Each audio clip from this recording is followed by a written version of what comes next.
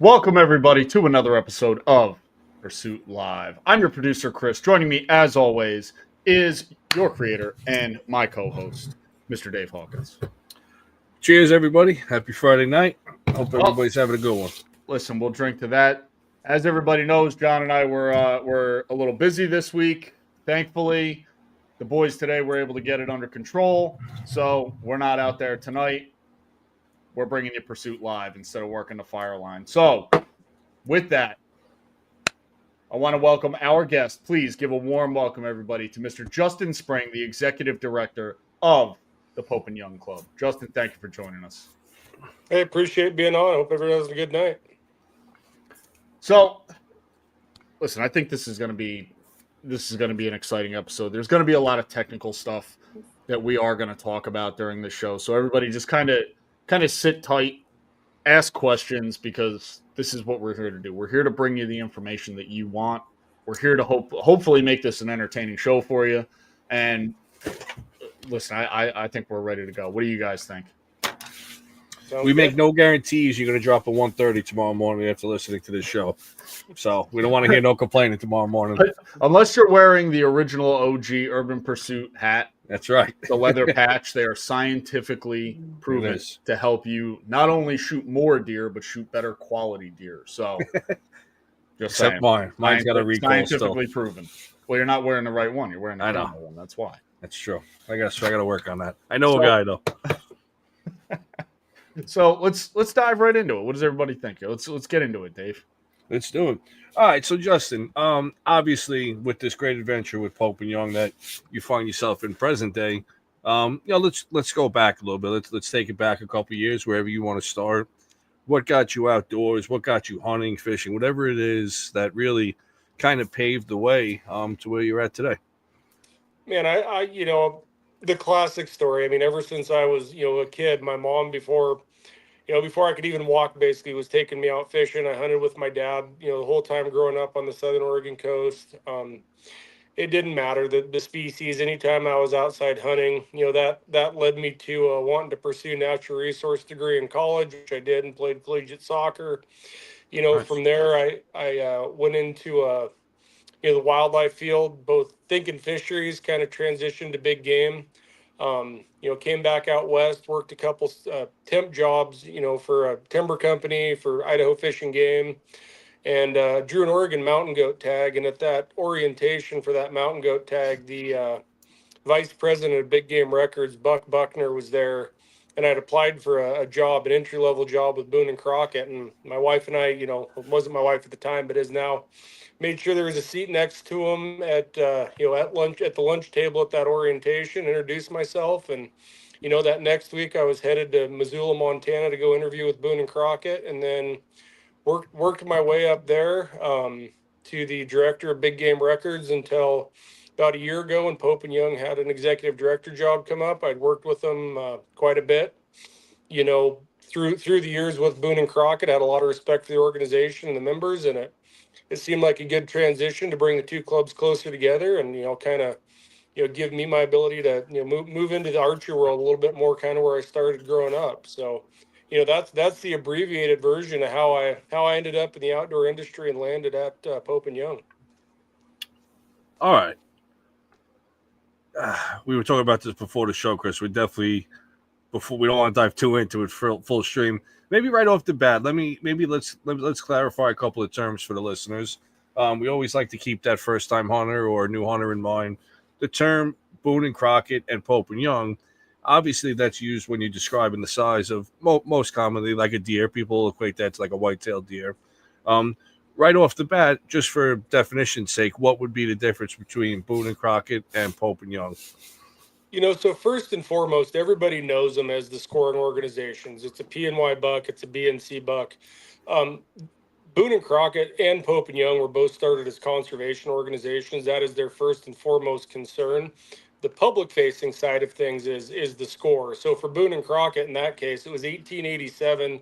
They were the first sporting group in North America that was founded that has been continuously promoting conservation since that time. Pope and Young basically was an offshoot of Boone and Crockett Club in 1961.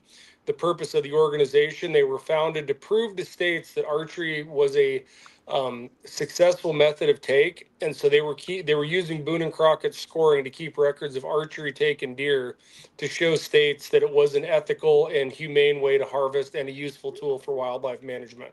So they're very different organizations in terms of mission, but at the same time, in the scoring and what most folks know, are very quite similar actually. Okay, so there was actually a time frame where archery hunting was almost maybe not looked down on, but it had some stigma to it. Is that really going to get the job done? Yeah, no, it was a complete private garage hobby. There was no Okay. Fred Bear. I mean, that was the first commercialized bows in the late 40s. Before that, there wasn't an industry. There wasn't bow hunting was just this oddity that there was some field archery going on, but people weren't really hunting big game or game at all with archery equipment until our founders kind of came along and got it mainstream. It's very interesting, the dates. I mean, so Boone and Crockett, you said 1887, Pope and Young 1961. I mean, that is a long amount of time. I personally didn't realize, especially Boone and Crockett, how deeply rooted really these organizations are directly in the conservation field. Well, you got to remember, there's a lot of that time. I mean, up until the 30s and 40s, there just wasn't a lot of wildlife. When Boone and Crockett was started, I mean, they thought everything was going extinct. And hunters stepped up, and through legislation and different efforts of the organization, we kind of turned things around. We got wildlife management put into colleges. World War II gets done, this archery thing kind of takes off, and that's that's when our founder was like, man, this archery hunting's got a place. He was actually the first member of Boone and Crockett that they allowed into the organization. There's a requirement that they have to take 3 animals. He was the first one that took all 3 with a bow, and it was kind of a big deal with Boone and Crockett to allow him in. So that was the true beginning of bow hunting in North America, and mainstream hunting, I guess. Very interesting. I don't know about you, but like Chris, like I always feel like, oh man, I'd rather like take my parents' property upstate New York, for example. Oh man, I wish I could have hunted this 100 years ago. It might not have been what we think it is. I always feel like people think, back then there was so many deer or whatever it was running around. I think you explained it perfectly. Through the efforts of hunters and active conservation, protocols, we have what we have today because of that. It's a direct it's a direct result of all these programs working together. Would that be accurate? No, 100%, and I mean, a lot of people get hung up on score, and, man, it was started as a scientific record so we could say, hey, we used to see this many big, whatever it may be, bear, deer, elk, muskox from this area. We're seeing more, we're seeing less. From a conservation standpoint, what can we do to either fix it if it's going down, or replicate it if it's going up? And so, like I said, everybody's hung up on numbers and scores and world records, and yeah, it's cool, and we all want to shoot that 200-inch buck, but like, that's not what it was ever about. And and that's not the reason I went into this field. And and we have doing opportunities like this where I can tell folks about why we do it, what it's about, and no, it's not a number. It's actually making sure this is here for future generations. I just want to take a moment to our audience and say, listen, you heard it from Pope and Young. Measure the story, not the inches. That is true. 100%. That's it. That is true. I mean, it's we joke about that. Obviously, just that's like the catchphrase for our show and the tagline.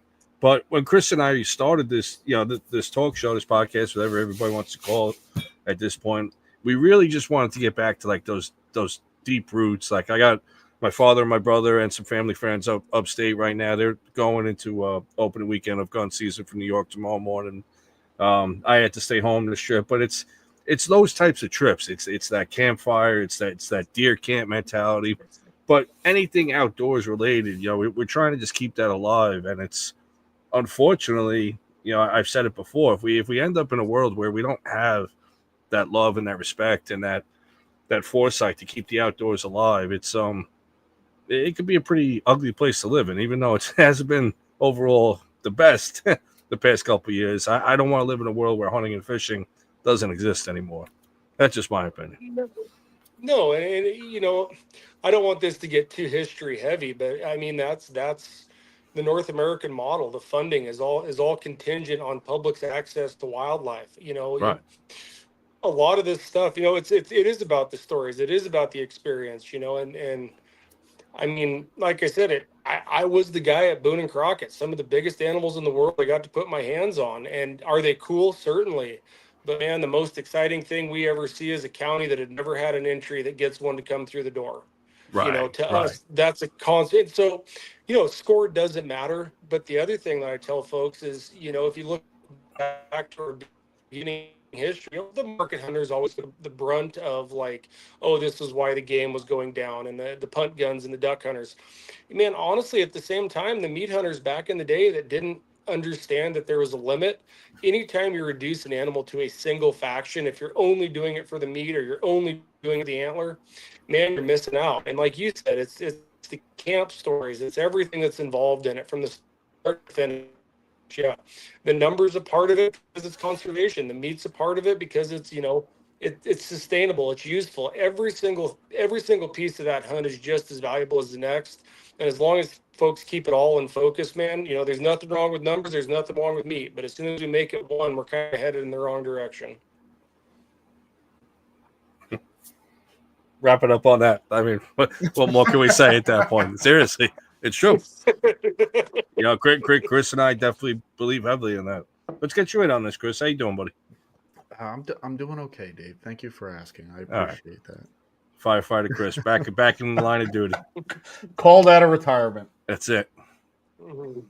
So, all right, I do want to get into your head a little bit, Justin, on this. Now, I do want to kind of get into like your first experiences in the outdoors.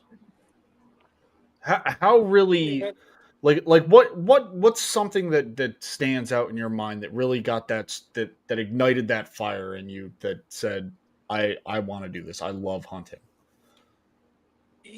I don't have that moment. It's just always been there. I mean, some of my first memories are, a Daisy BB gun out in the backyard chasing birds around. I mean, horrible now. I'd never do that. But like, I always had the desire to be out in the woods. I always wanted to catch a fish. I mean, I sat for hours on end with my mom, never catching a thing. She didn't know what she was doing. And my dad was, he was around, but he salmon fished. I get to go along once in a while, but the majority of my early outdoor experience was, he was working and my mom would take me and go sit on the side of a lake for hours and not catch anything. And, I always joke, something's just not quite right in my head. Like most people would have quit a long time ago. And I was like, man, I got to get this figured out. And so that kind of what set me down the path. And, every new species, every new challenge, I've basically taken it head on and tried to figure it out the best I could on my own. And, obviously failed a bunch, but actually found a little bit of success here and there as well. Don't be afraid to fail, Dave. That's the point of that. It's okay. It's okay to have a bad season, brother. Even a couple bad seasons, Dave. It's okay. If I was scared of failing, I would have quit hunting a long time ago. What's that saying I say about archery hunting? Oh, if you want to learn patience, start archery hunting. If you want to lose patience, continue to archery hunt. And it's just a revolving circle because it's very humbling. But that's why we do it. You got at the end of the day, you got nobody to blame but yourself, whether or not you scouted hard enough or whatever the case may be. And that's also what makes it so rewarding. At the end of the day, it's when that plan finally comes together, no matter what part of the season it is. When it finally comes together, you get your hands on that animal. You start the butchering process, and then you cook it, you eat it, you're sharing it. It's every part of that you get to share the story again, and there's nothing better. There's a lot better, Dave. Like what? I'm not sharing. If you didn't put the time in, I'm not sharing. Don't come over to my house for deer meat. Oh, okay. All right. That is true. That's you find out who your friends are without a doubt. If you didn't help me drag this thing out of the woods, fair enough. You ain't coming to dinner.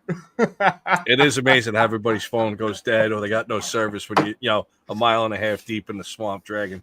No, I will say I do have a good team that they help. You do.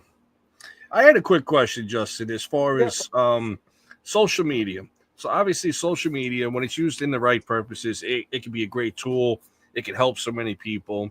From where you sit with Pope and Young and even with your experience at Boone and Crockett, overall, how do you think we're doing on the social media end as far as, are we representing, the organizations well? Are we representing the outdoors in a proper fashion, or there's room for improvement? I mean, there's always room for improvement on everything. I am not a big believer in, you know, some of the people are completely anti any type of harvest photo and just purely show the meat. That gets back to my earlier point. If we reduce an animal to a single piece, we're just as damaging if it's just the antlers or just the backstrap. But I do think that it's very important to tell the whole story. Don't just make it a highlight reel of dead things. Exactly. We may appreciate it as hunters, but man, the other thing that I'll harp a lot, everybody says, oh, hunters can't be, we have to stay together. No, man, we're what, 7% of the population. The reason we can exist is the 72% of the country, roughly, that does not hunt themselves but accepts us. And so everything we do needs to be looked at through their lens.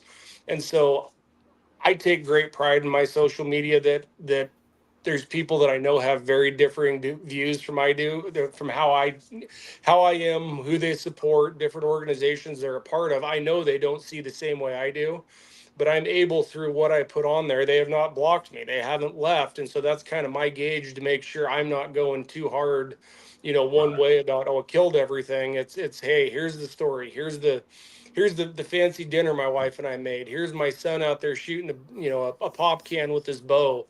It's the whole buildup, and then I can drop in like, hey, I found this great buck, or hey, this finally drew a moose tag and got a moose. It's not just inundating them with death. It's showing them the whole thing, that we appreciate it from start to finish, and I think it's a great thing. It's a great way to talk to folks that probably aren't going to come listen to a talk or tune into a hunting podcast first thing. They're going to see somebody that they know that, they're like, man, there maybe is a little more to this than I thought.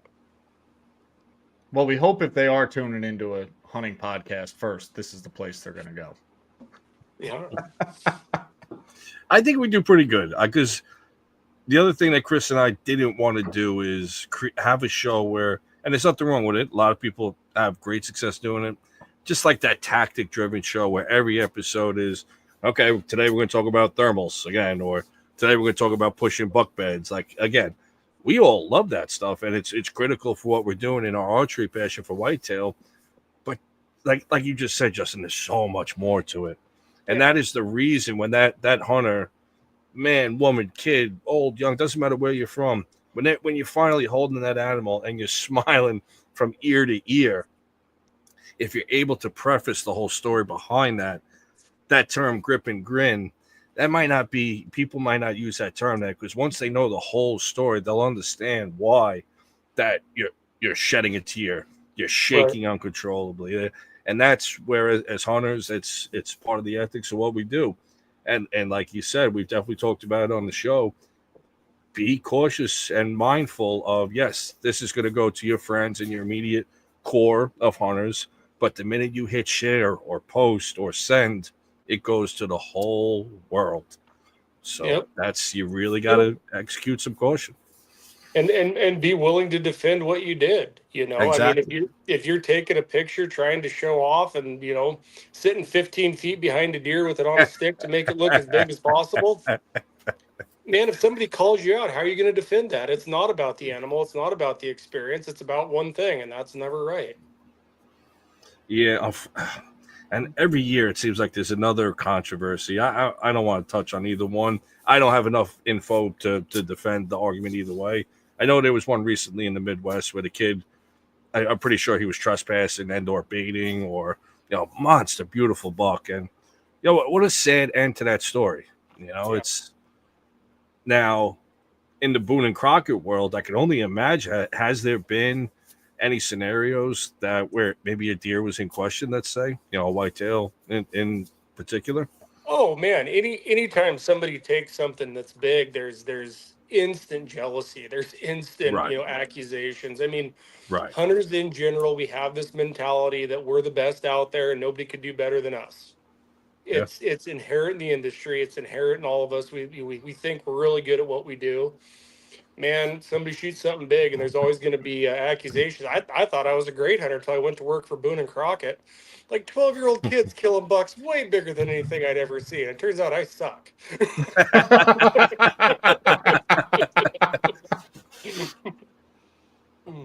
Has there been any that have been, I don't know if you could talk on either Pope and Young or Boone and Crockett that were actually rejected? Yeah, maybe they didn't go full public, but were they rejected on suspicion? Oh, yeah. No, well, Boone You don't have to Crockett, answer if you don't so want to. Boone and Crockett and Pope and Young would not. Again, there's always suspicion. There's always accusations. There is a lot of time spent investigating. And I don't want to talk about individual, No. cases, but there's a lot of trophies, and that was part of my job.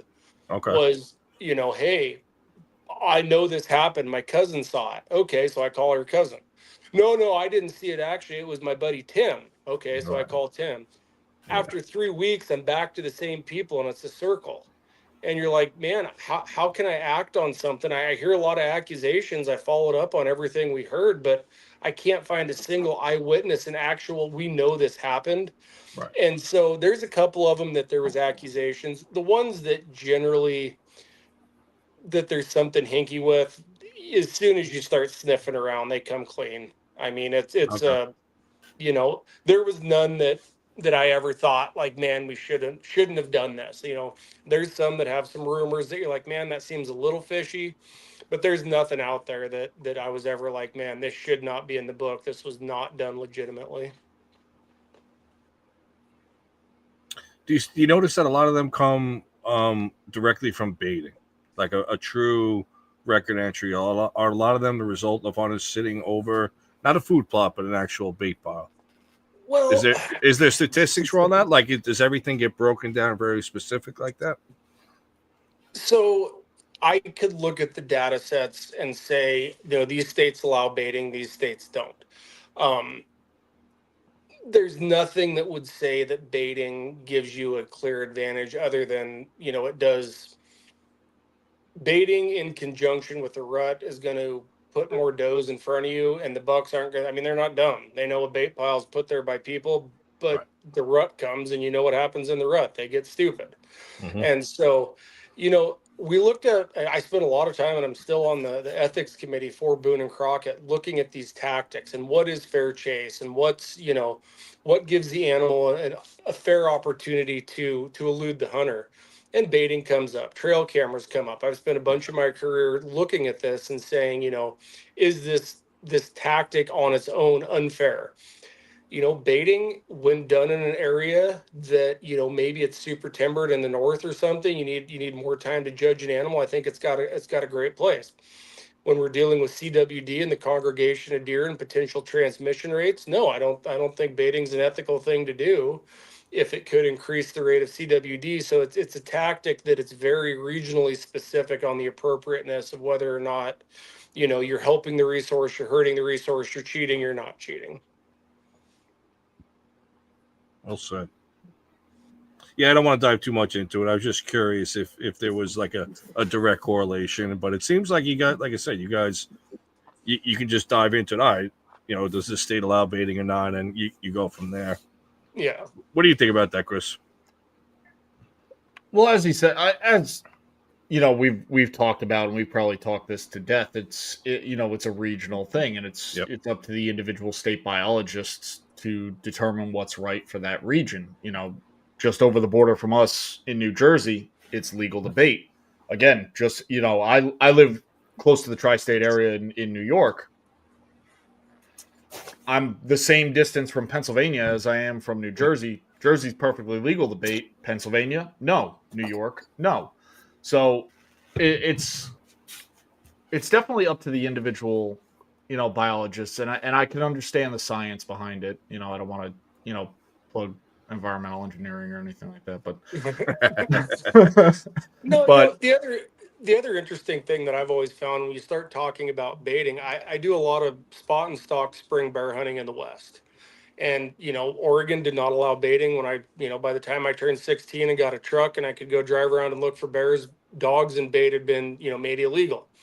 you know what I did? I found a food source that they were hitting reliably and I hunted that. I didn't put the bait there, but am I really doing anything different than a baiter? No, I'm finding what they're eating. I'm patterning the bear and I'm going after it. And so trying to get, you know, I kind of have a problem with people looking down their nose at baiting in all situations Right. because, you know, when I'm deer hunting, I'm finding when I'm elk hunting, no matter what it is, I'm finding their forage, I'm finding their needs, and I'm trying to utilize that to my advantage.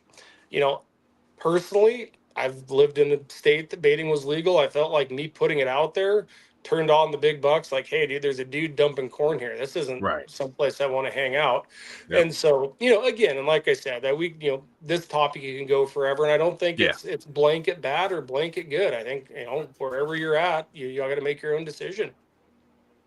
Right. And then the best way we come across saying it is regional. Yep. So many topics like running dogs, whether it's for deer or bear. It's all these things that it's custom. It's perfect. It's legal. It's deep rooted in the roots of all the hunters and multi generations. And it's, you know, who are we in New York to say, why are you running dogs or hunting over bait? Well, if it's perfectly legal, like it's fine. That's just how it is.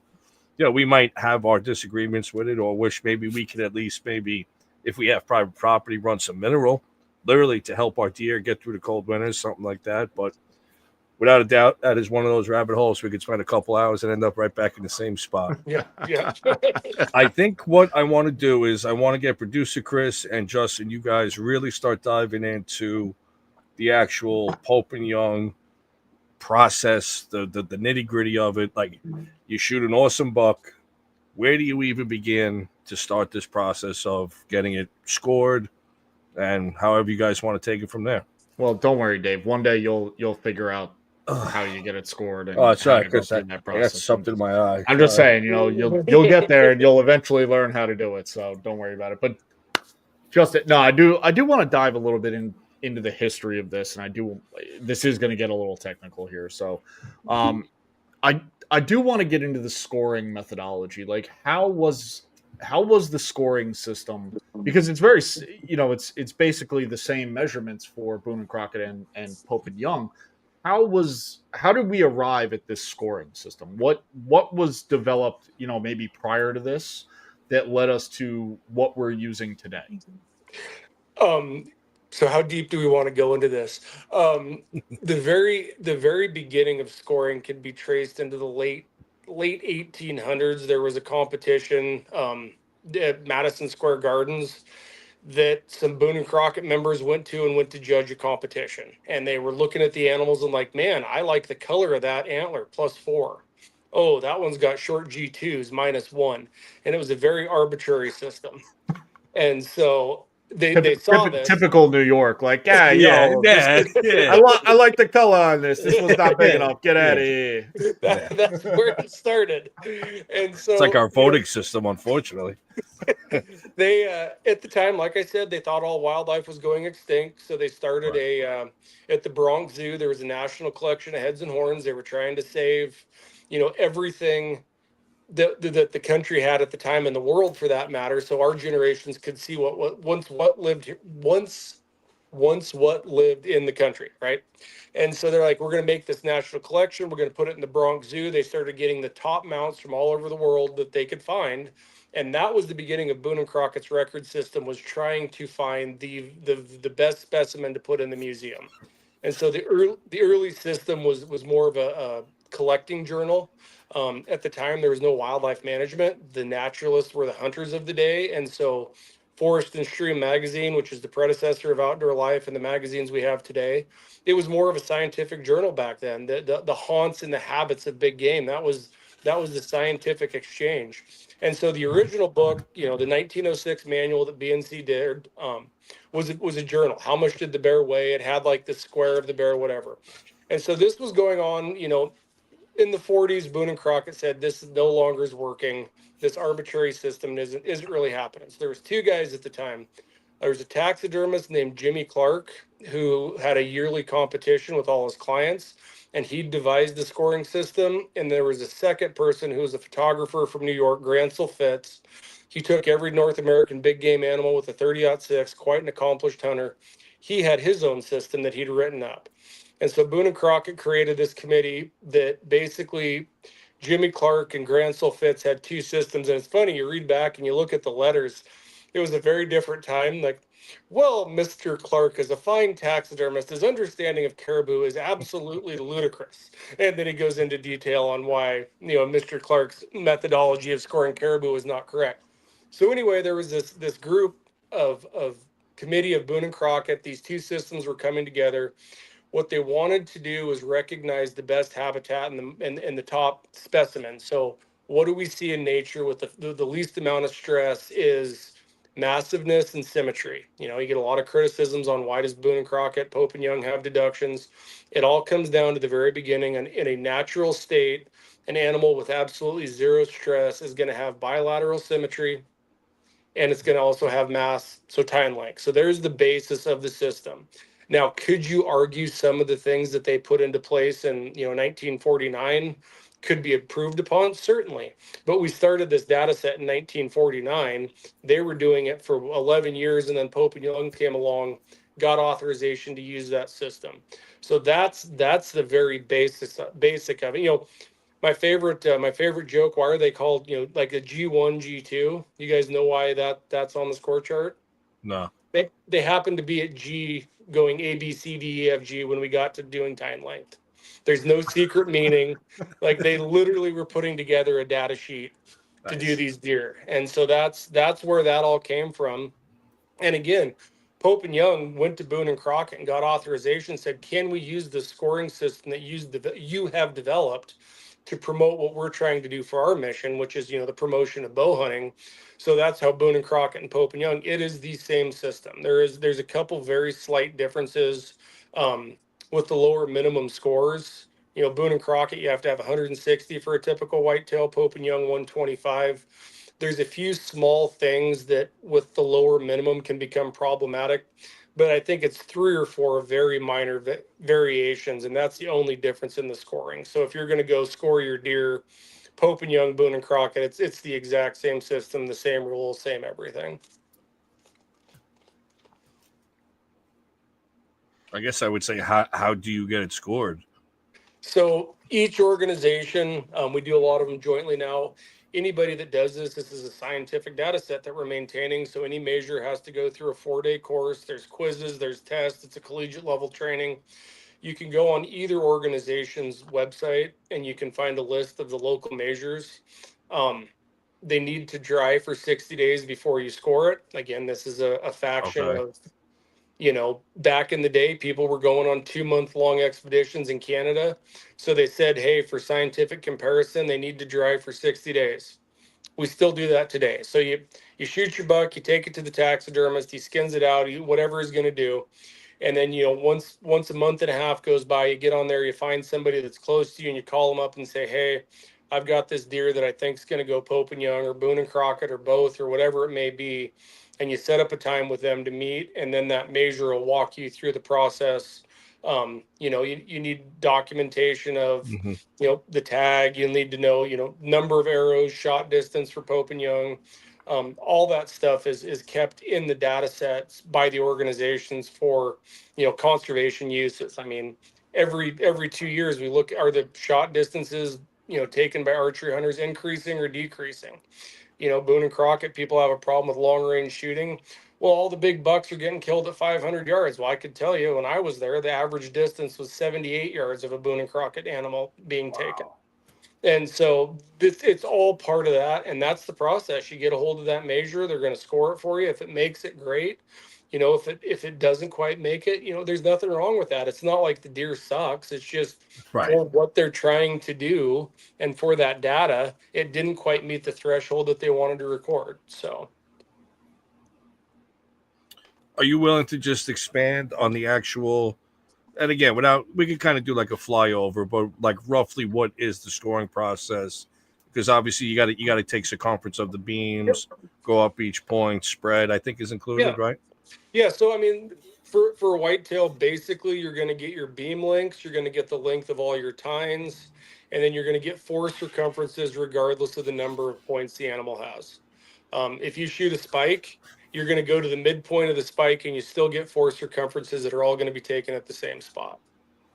But that's it. And the net score versus gross score. Everybody's like, well, we talk about gross talk. Well, the end of the day, I mean, what that's doing is trying to take out any oddity, right? So if I'm a buck in an area that's overpopulated with deer and I'm constantly fighting, I'm going to have broken tines.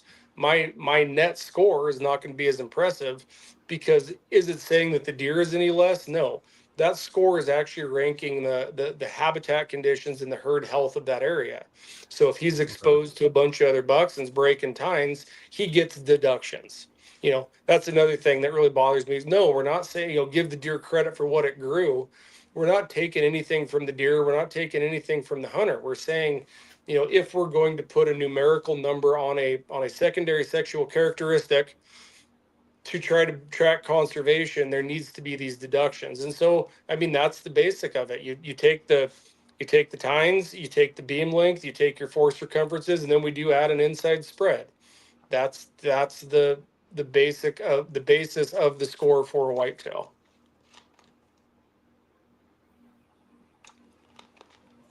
Now I want to measure mine, Chris. Kinda close. We'll do it. We'll do it. When you Yeah. bring it up in February. I'll bring the raculator. We'll run it. Now, And like, and then when not I like a tell product. you that it's Dave, this thing sucks. I'm deducting 125. Dave, it scored 126, but I'm deducting 125. Right. It sucks. So, like in your experience, Justin, obviously that's not like a raculator, and this is not bashing any product. That's good. Do you see that they're pretty accurate, the products that are available now?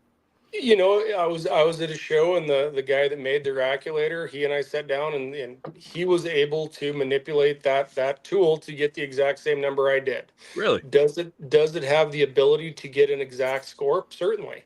Okay. Now, it's I would say it's probably easier if you go through like the BNC Pope and Young manual. The way that we laid that out is a lot more explanatory, so you can kind of see like, Right. hey, I am putting this cable in the center of the tine.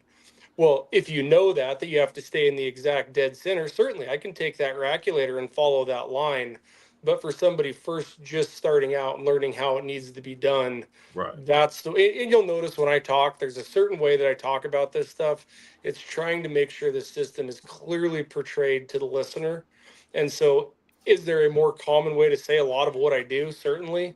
But this is the way that, Boone and Crockett, Pope and Young teaches it, to make sure that everybody that's a scorer or is using the system is using it the same. And that's why the raculator is not an official tool. Could you use it? Certainly. Could somebody that's a very experienced scorer use it? Yeah. The same with the antler tape.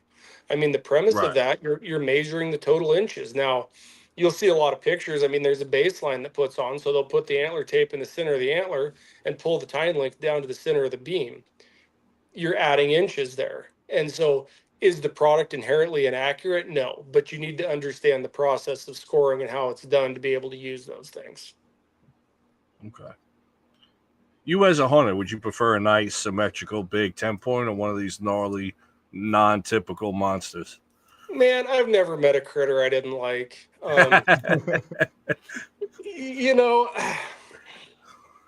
That's my pickup line in the bar.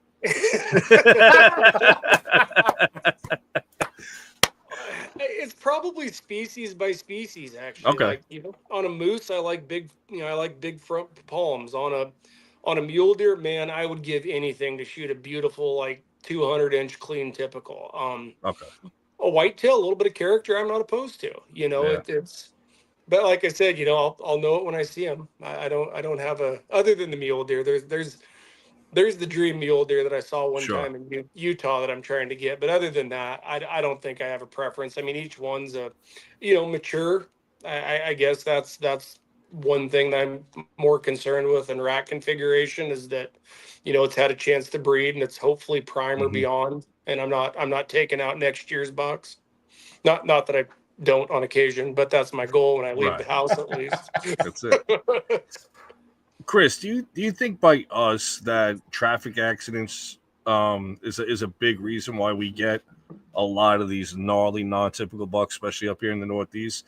Because in my experience, every crazy non-typical will tend to have like a broken leg or some type of injury to it that I think it actually is a direct cause of why the rack gets a little funky at times. Is that correct? That's exactly it. It's once that deer sustains injury, and it's usually when he sustains injury to one side, it's the opposite side right. antler that you'll see, deformations in. Mm-hmm. You know why that is? On the opposites. No, why is that? So I think don't. I actually don't.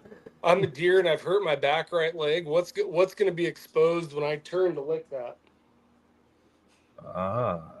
It's the opposite antler, and so it ends up damaging. And the second thing you'll see on this with the deer antler development is that, people say, oh, it's had the same antler configuration every year, or one year it's a crazy non-typical, the next year it's fine. What actually happens is damage to the pedicle that happens. And that goes back, you're completely correct. When you're exposing them to a stressor of potentially getting hit by cars, too many fences, whatever it may be, whatever that stress could be, that is going to cause those abnormalities, which is exactly why the system does not recognize that, because, I'd argue in New York, you've got high density of roads and not a lot of country for the deer. So you're going to see this higher rate of abnormalities, which is why the system does not, generally speaking, favor that type of deer. There is a class for non-typical, right, in Pope and Young? Or both Boone and Crockett, Pope and Young, okay. We do have a non-typical class, but even there, you're still looking at, there's still deductions on a non-typical for the main frame. That symmetric normal, and again, another thing I'd like to point out, everybody's like, well, it's not a perfect deer. No, the category is typical. What is the antler configuration that is typically expressed by a mature male of this species? And so, people get hung up on that, and it's like, there's a lot of cool stuff. Does it mean that since your tine's offset or that you got a drop that it's a bad deer? No, it's something outside of the typical configuration. And so as such, it's treated as an abnormal. It's nothing against it. It's not saying this is good or bad. It's just from a conservation standpoint, if we're going to keep this record, this is how we need to deal with these abnormalities or uncommon traits. It is cool when that buck turns his head, though, and those antlers just line up perfectly. Perfect. I mean, if that's what you're into, though, Dave, I was talking about you in the early season for the first time, and I've been hunting for 20 something years.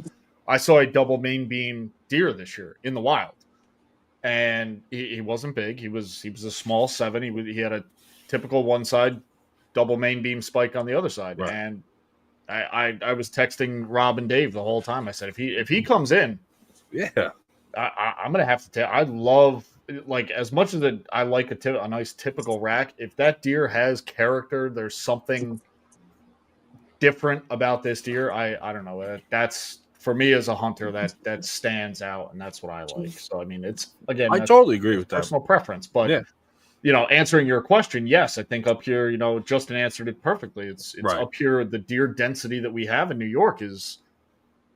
The herd is too much. It's too thick, and especially down, where you hunt, Dave, on Long Island, where I hunt in the southern tier of New York.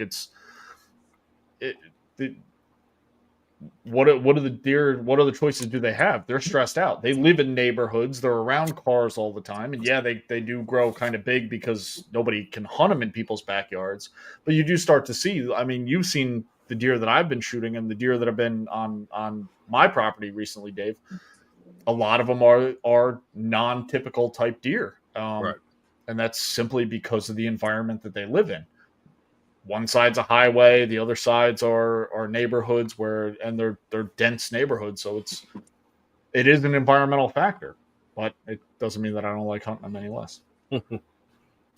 The antler restriction, I'll definitely say, Justin, for my family's property in Maine State, New York, that has done such wonders in a positive way for the deer herd.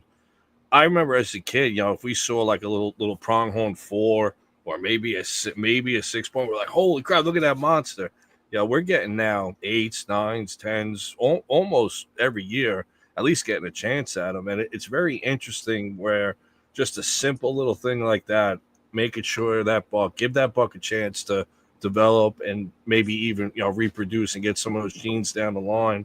What a difference that can make in the herd. Have you come across anything like that? Obviously, over the years, where you could definitely see like a correlation. Oh yeah, no, I mean, Arkansas, I believe, put in an antler point that they did an analysis of what it did to their age structure, and then we backed it with Boone and Crockett data. Pennsylvania, I mean, people lost their jobs over it. It was the worst thing ever, and I was amazed to see how quick that had an effect. And people like to talk a lot about genetics or this or that. Man, you give a whitetail some age, they're going to do some crazy things. And that's what that antler point restriction does. Now, in some cases, it can have a negative effect out in the West where we don't have the densities and, more open country for our mule deer. If you put a 4-point restriction on a particular unit, and we see it on our general units, everybody goes out and, they let us shoot mule deer all the way through the rut. They find a 4-point. Maybe they're not shooting that 3-point that's actually an older, more mature deer. Right. And so that 4-point frame is actually being selected away from now in this situation. But when you're talking whitetail and a much higher density, yeah, those antler point restrictions can work wonders. So, it's not a goal. Same as we said with baiting, it's not a golden bullet for everywhere. But that Northeast country, yeah, let them get some age, let them show what they're going to be, and you see a pretty quick turnaround and some really nice deer on the landscape. Yeah. Well, it's been just on my property alone, Dave. It's been a study over the past few years that less people are hunting this property now, and Right. as these people are not shooting smaller bucks anymore, I'm seeing larger and larger deer, better quality deer, and arguably, I would say that my property up here, and it's not a huge piece, it's 250 acres in the Hudson Valley of New York, but there's consistently year after year 130s to 140s being taken off of this property by the few of us that do hunt it regularly, and we're seeing these big deer on whether it's on camera or in person. They're continually living on this property, and it's year after year we're seeing different bucks. So we don't have an antler restriction. It's more of self-imposed over the few of us that hunt that property, but that science does work, and Justin's 100% right. Letting these younger deer grow where you're not shooting that little 4-pointer for the meat, as much as we'd all love to do that, because you can't eat the antlers, but you can stir the chili with them. You can. I like to say I have a lot of hats, so I need a lot of tines to hang them on. There you go. I'm gonna steal that one from you. And I think even just that simple saying, it comes down to every hunter. Every hunter's got a different backstory. If you're physically out there hunting to provide for your family, and you literally need meat and substance in that fridge or freezer to help you guys get by all means, go out there, put a clean, ethical shot on it, and rock and roll. I think we talked about this, Chris, when we were up there a couple of weeks ago. I think we touched on this a little bit. It's almost as a natural progressive state as a hunter, you reach certain milestones, and I have no problem. Like today, I let a young, probably like a year and a half year old buck. It was my guess, 6-point, nice looking, tall 6-point with brow tines. I'm like, you know what? Maybe the first year hunter can get him down the road. I'm okay with letting that buck go. I had no problems with it. I got some footage of it. He came to like 20 yards. Had no idea I was there. But every hunter has a different backstory. If he gets you to the point where you're that excited to shoot him, rock and roll, let him have it. But I think that's just a part of progressing as a hunter. 100%, because once you're out there and you're shooting 45-inch Cape Buffalo, it's like, then you don't really, if you miss a deer season and you only get out a few times, there's the Africa pitch.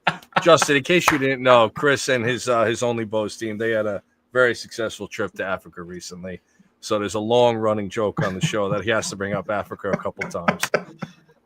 There's 29 species in North America to chase. So why would you leave the continent until you get all those? Oh, wow, man! I was gonna drop the pen right there. Thank you, Justin. All right, well, I can rebut that. All right, because they've only imported a certain amount of plains game until they start importing Cape Buffalo to replace the American buffalo, to where I can hunt Cape Buffalo in Kansas, or Texas. I don't know. I'm just gonna have to keep going to Africa. That's all right. I'm very terrified if I went over to Africa, I'd fall in love. So I've come up with an excuse that I can say, well, there's 29 here. I don't need to go to Africa, to basically save myself and my marriage. So, You that's why I are always bring that up. 110% right Chris said about the that. exact same thing. 110% right about that. So if you ever do want to go to Africa, I'll give you an open invite. You let me know when you want to go. We'll plan the Oh, trip. We'll man. do it, and believe me, you will fall in love. And it's something you have to. I'm just gonna plug it real quick here. Like, you have to experience it at least once. As a hunter, I think everybody should have that experience. We have some very good friends of the show that could definitely make that happen without a doubt. I think Good we're gonna. friends. I think we're gonna have to make it happen, Justin. I feel like I've been challenged here. Oh, man. I think we should talk a little bit more business, kind of to wrap up the tail end of the show here. Let's talk about specifically, real quick, if you don't mind, Justin, the actual conservation efforts that Pope and Young offer. Like, what do they do in the conservation aspect? So, I mean, the big one that we're working on right now, and it's also with ATA. There's a Okay. Pittman Robertson Funds is a funding mechanism for North American wildlife. Again, we talked about the history of it. That's it's an excise tax on hunting gear that's self-imposed by hunters. There's a loophole where companies that are producing, say, for example, arrow shafts overseas and import, through internet sales, there's no way to collect those taxes. And so that's something that we worked with ATA to, they took the lead on this. I can't take a bunch of credit, but we've lended our hand where we could. This is the type of project, though, that catches Pope and Young's eye because it's the funding mechanism for the North American model, these PR funds. They're not getting paid, and it's putting the companies that have supported conservation in North America from the beginning at a competitive disadvantage. And so that's one thing we're working on. There was a bear study. There was Kentucky, there was some bears coming in and hitting corn at a certain time. So they put in an archery season, but didn't really have the data to say, are these local bears or these bears traveling from all over? So Pope and Young stepped up and we raised some funds and we bought them a bunch of radio collars and got those put on those bears so that if they're challenged by an anti bear group, that they've got the data to say, no, here's where these bears are coming from. We're not taking out the population of local bears. We're actually drawing from a quarter of the state or whatever it may be. So those are the two most recent ones. We work with, recruitment, trying to get new bow hunters into the field. There's some projects we've done in the past with Wild Sheep Foundation. But our big thing is really, how do we ensure bow hunting? Right now, ethics are a big question. You're starting to see, again, people are questioning, like, hey, are hunters, is this fair? Is it, trail cameras? Are we getting too effective?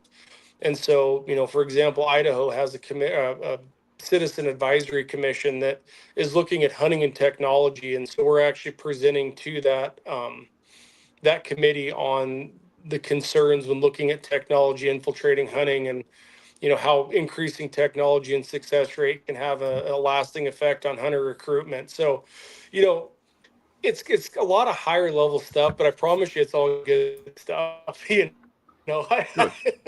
Yeah. Mhm. I do. Go ahead, Oh, Chris. go ahead, Dave. Go ahead. What would be the simplest way, like, base level, if somebody wanted to, hey, I really want to support Pope and Young, what would be the simplest tactic they could do? Step one, just become a general member. Follow us on social media. Engage on our website. Okay. Any level, we'd love to have you. You want to aspire to be a regular member or a senior member someday. That's great, but you don't have to have a single animal or anything. You can go on the website right now and join as a general member, and get our publication, see what we're about, be involved. Access the website. So anybody that wants to get involved on that level for preserving, promoting, and protecting bow hunting, you can. We got a convention coming up in April in Glendale, Arizona. The Wednesday before that, we're actually doing a wild game cooking contest. Camp Chef stepped up. You're going to get a burner or a two burner stove, a smoke box, and a basically flat top. And the rules basically say, hey, you're going to turn in one box to some celebrity judges. There's going to be a public taste. Man, maybe come to that first Wednesday, Thursday. Okay, you don't want to go to the awards banquet. You don't want to stay for the whole thing. come for the first couple days of convention. Just see what we're about. Check it out. See what people are into. And this club's more than just shooting big stuff with a bow. It's the whole experience. It's the cooking. It's the camaraderie. It's everything. So, there's all kinds of opportunities. Just reach out and see what fits you. Dave, I think we might have to talk to I was thinking of that. somebody we know about this. That was in April. Yeah, April. That was I think so. What were you gonna say, Chris? I cut you off before, buddy. Sorry. So I do want to go down a little bit of a different rabbit hole here with this, and it has to do with high fence hunting. Now you see a lot of people, and it's always that they shoot these tremendous animals. And listen, if that's what you're into and that's how you want to hunt, okay, whatever. I'm not knocking you, but what is because I having gone to Africa and everything, and having read the Roland Wade rules, SCI rules, all these different regulations. What is Pope and Young's stance on the measurements and record keeping of in essence farmed animals? So plain and simple, the idea of trying to keep track, scientific record of native North American species, you need a representative sample. As soon as that animal becomes fenced and is farmed, it's being pulled out of the source population, the herd population, and manipulated. So even if you have a 200,000 acre ranch or whatever, but you're farming those animals, you're manipulating that's really not indicative of the overall population. So that's why we've never touched it. Now, there's some great research that has come out of high fence situations. There's things that you can do. It's not like every fence is bad. But in terms of hunting it, the animal can escape. Do deer have small home ranges? Certainly, but there was that deer in Missouri that went something like 140 miles. And so, no, Pope and Young feels like anything that's within an enclosure, the animal does not have an equal or better chance to elude the hunter. It's confined by an artificial barrier, so it is not eligible for entry into our book per our fair chase rules. And Boone and Crockett's the same way. I think that's fair. I mean, that's fair. I agree. Yeah, because you do, and I mean the only reason I say this is, you see in some of the hunting magazines, because I get them. I have them in my trophy room where they're strewn about, where people can read them. I have them in all the bathrooms in my house and everything.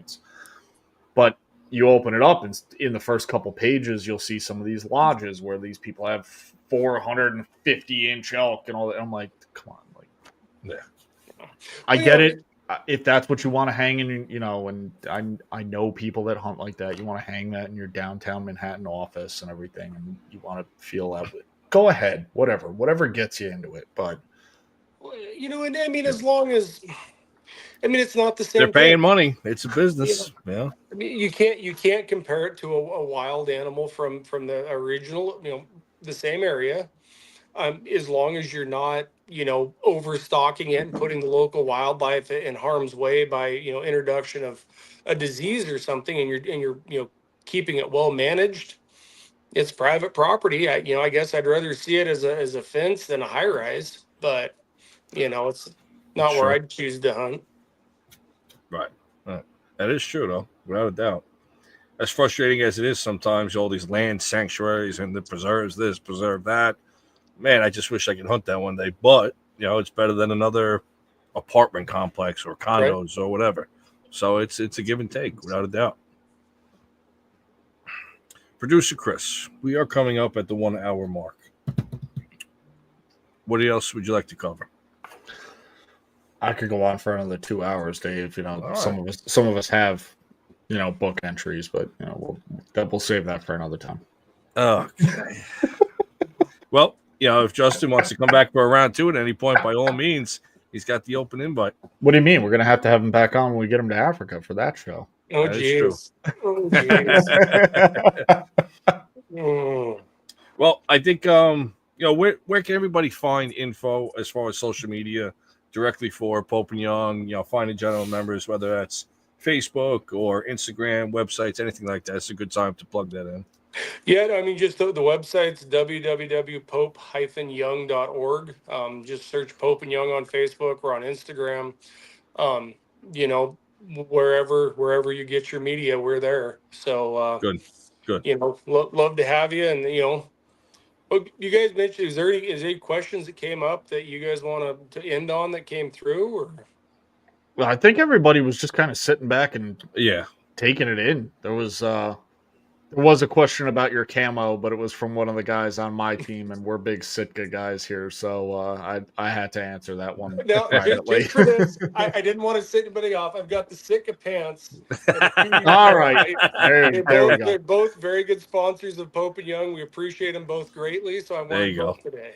Well, There you go. I do like telling people that Jason Harrison, the founder of Kuiu, God bless him, also founded Sitka before he sold it to Gore-Tex. So I mean, the DNA in both sets of clothing is it's the same, and they're both good sets of gear. So as much as I'm a Sitka guy and I plug Sitka all the time, being a Sitka pro and everything, it's whatever. Kuiu is also acceptable. It's Sitka good Pro. gear. This is elevated to Sitka Pro now. Okay, well, sorry, Dave. Maybe there was a reason why I wear all Sitka all the time and plug it all the time, Dave. Sorry, there's a Sitka reason. Pro. There's a reason why it's up. You're on the gonna board. regret that Sorry. one, buddy. No, I do have to say both those companies have through my whole career always been there for both Pope and Young and Boone and Crockett, and so Good. There's no reason to pick one or the other off their conservation donations. I mean, we find other reasons to argue what's better, but not that one. Exactly. No, that's good. Fair enough. Yeah, no, that's just another one of those running jokes. Obviously you can tell Chris and I are oil and water, but that's what makes the show fun. But yes, he's Mr. Sick, and I'm rocking Realtree APX this year. So My wife's hardcore First Light just throws it all for a loop. Really? all right. Listen, I've heard good things about First Light. I mean, it's just their women's gear for her. Just, I mean, that's honestly the one that I choose fits me a little better. That's why she chose First Light. Is we do this a ton and we're out there a ton. And man, I don't care how I look. I just care how sore my hips are or tight my pants are when I'm trying to carry an elk out of the woods. That's it. If it keeps you warm when it needs to, it keeps you cool when it needs to, and keeps you dry when it needs to. That's all that matters. Yep. Chris, why don't you ask your infamous question? That's always a good question to ask. Which one? The three things in the field. All right. So I do ask this of all the guests, and usually I ask it in the beginning, but we had some other technical questions I wanted to get to. So, what are three things that you, aside from your license and your weapon, obviously, what are three things that you have to carry with you on every pursuit? Fixed blade knife, binos, probably a can of Copenhagen. We don't promote that activity on this show. I remember how I said, God damn, I'll get you where you gotta go, son. We can't be talking about Copenhagen on this show. Sorry about that. No, it's fine. It's only about this. Okay. Sorry, wrong brand. My bad. Yeah. My bad. No, gotta get you where you gotta go. But I've chewed my fair share of Copenhagen, and your fair share, and Dave's fair share, and probably half the people watching this fair share when I was in the service. So that whiskey blend they had, I don't even know if they still make it, but the Cope whiskey blend was damn good. I was a Cope original, Just straight up. Man. All right, straight up. all If I could get the extra long cut, yeah. So that was hard. That's hard. That's the one that I don't want my son to know, but that unfortunately is the one that's in the pocket. yeah. I got one last question for you, Justin. Then we'll wrap it up and we'll let you go. What's like a short-term goal for directly for Pope and Young that you would like to see them accomplish? Man, I just love bow hunting's blowing up. There's all kinds of bow hunters out there, and they're getting into it. And it's an awesome hobby. It's very sustainable. I'd like to see our membership double or triple. I'd love to see everybody that's taken part in that, kind of tip their hat to those that came before us, and making sure everything we're doing allows us to carry on into the future. And so even if you're never going to shoot 100-inch deer, that doesn't mean you can't be a part of the organization and for what it stands for, and so I'd love to see people get involved. I'd love to see our membership, have representation from younger people that are aspiring, maybe even to kill their first animal with a bow. Yeah, you don't even have to be Right. experienced bow hunter yet. Just if it's your passion, get involved and learn from the organizations and see the positive that your sport has beyond just putting meat in the freezer and giving you something to do with the family or friends or whatever it may be. See, Dave, just shoot the 100-inch deer, man. We'll accept you either way. It's I'm fine. gonna kick your ass next time I see you. I do have one follow-up question on that, and it's kind of getting towards the future of archery hunting, and Mhm. something that's really becoming more and more popular these days is crossbow hunting. Mhm. Now, Mm. it's a very polarizing topic within the archery community, and here on the show we will say we don't care what you use. I don't care if it's a gun. I don't care if it's a muzzleloader. I don't care if it's a crossbow. I don't care if it's a recurve, a compound, whatever you're using. As long as you're out there and you're doing it the right way, we're supporting it. But what do you feel Pope and Young's overall, I guess, attitude towards crossbow hunting and crossbow record keeping So very, is? very simply, I mean, Pope and Young was started for the promotion, preservation, and protection of archery and the traditional archery hunt, the vertical bow, right? Um, in certain places like the Northeast where you guys can't kill enough deer, I would argue that there's a place for crossbows and traditional bows and everything within the season because the populations are to a point where we can't kill enough deer. In that case, it's very hard to say that a crossbow is not a weapon for, say, somebody that can't draw back, somebody that, is too old or too young or injured or, maybe they're not comfortable shooting a bow. Yes, that gets them in the field in archery season. That's a good thing. I'd rather have them hunting, with something. We start looking in Western states where I'm waiting 20, 25 years to draw an elk tag. Right. All of a sudden we add a weapon that you don't any longer have to draw when the animal's coming in range. You're pretty hard pressed to say that it's not a little bit easier to find success with a crossbow. And so if we implement those in areas that already have too much success, it's not going to help anything, and then we lose recruitment.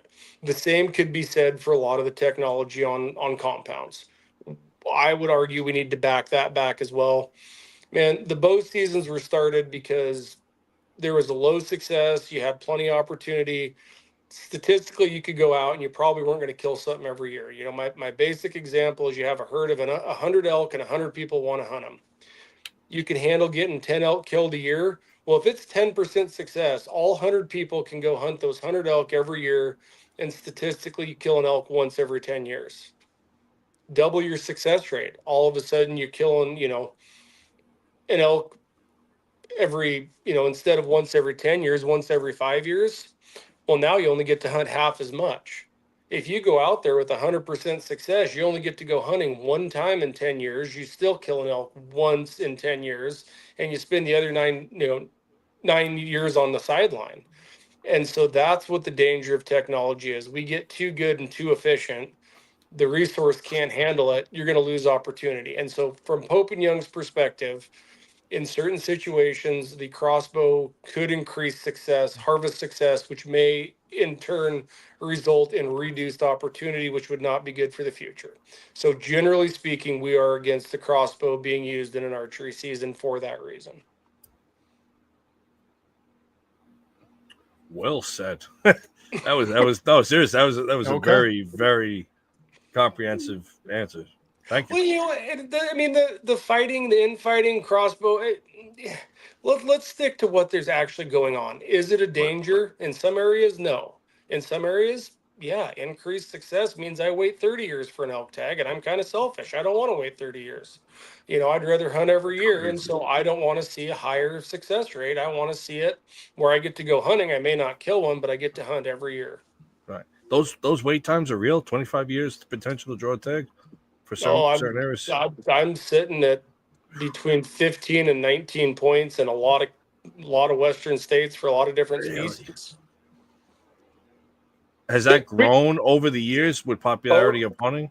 Oh yeah, no, Okay. it's not even the popularity of hunting. It's there's companies that do it for you now. There's people that play this, and the cost of hunts are going up in the West. Yeah. I mean, an elk, 12, 15 grand to go hunt an elk. I mean, Wow. man, if you want to hunt as much as my wife and I do, you got to do it on your own. And it's, Right. I don't judge people that go guided. I'd love to have the money to be able to do it. But if I want to chase everything I want to chase, I got to figure out how to do it on my own and draw a tag. So.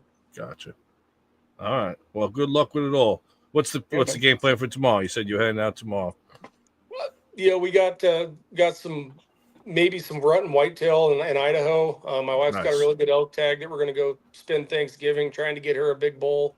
Nice. So, waiting for some weather. We need some snow to push stuff down. So just, burning some boot leather and seeing what we can turn up. There you go. All right. Producer Chris, I think it's that time, buddy. Why don't you give us the formal wrap up, and we will let Mr. Justin here get some sleep and hopefully punch a tag tomorrow. Well, we can only hope, man, because I mean, you and me aren't having any luck this year. I'm gonna Somebody's got. I'm gonna drop a big old 150 tomorrow. Wait. So, all right, Justin. I mean, I know we've said it before, and I want to say it again. Thank you for taking the time out tonight and sitting and chatting with us. This was definitely a hell of a conversation. Yes. And I enjoyed hearing it right from you on some of these topics. So, thank you for taking the time out. And if you could, just one more time, just tell everybody how they can get involved, how they can support Pope and Young, and where they can find you, on social media, on the internet, and so on. Yeah, no, like www.pope-young.org is our website. Facebook, Pope and Young Club. I think we're Pope and Young Club on Instagram. I'm not sure. All those places. I'm MT Fairchase Hunter, or MTFC Hunter, Montana Fairchase Hunter. If you want to follow me on there, check out the stuff we cook. We'd love to have you involved anyway. Reach out to me directly with any questions about the organization, anything you think, maybe Pope and Young should be involved in. I'm in Montana, but if there's something going on in your state that you think Pope and Young needs to be involved, reach out. My email's on the website, the pope-young.org, and I'd love to hear from you. Awesome. Well, I think we could think of a few things like, the first annual Only Bows Open, if you guys are interested in coming out for our first 3D shoot. But, I mean, that's awesome. The Pursuit Live Christmas party is also, on the table. So we make no guarantees, no promises for that party. Oh, yeah. Definitely bring lawyers, guns, and money for that. You got to put your telephone in an aluminum box. So with that, Justin, again, thank you for taking the time out. This was a great conversation. Hopefully we can, down the road have a part 2 to this. We'd love to have you back, especially if we can get you out to Africa and kind of give you that experience. But you don't have to take me to Africa. I'd love to come on again. Anything to help you guys out. Appreciate what you're doing. Well, I mean, taking it to Africa would just be a little bonus, I'm just saying.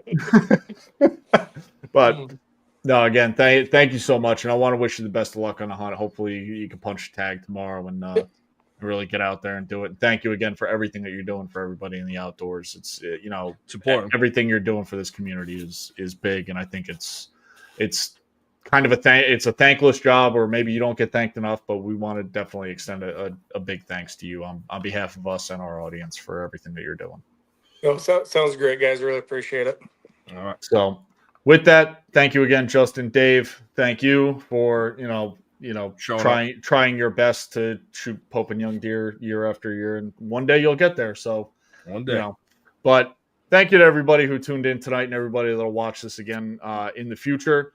You can catch us every Friday night, YouTube, Facebook, and Instagram, right here live Fridays 8 p.m. on Pursuit Live. Good luck to everybody that's going out this weekend. Good luck to all the New York rifle hunters tomorrow. Please stay safe, shoot straight, and we'll see you next week.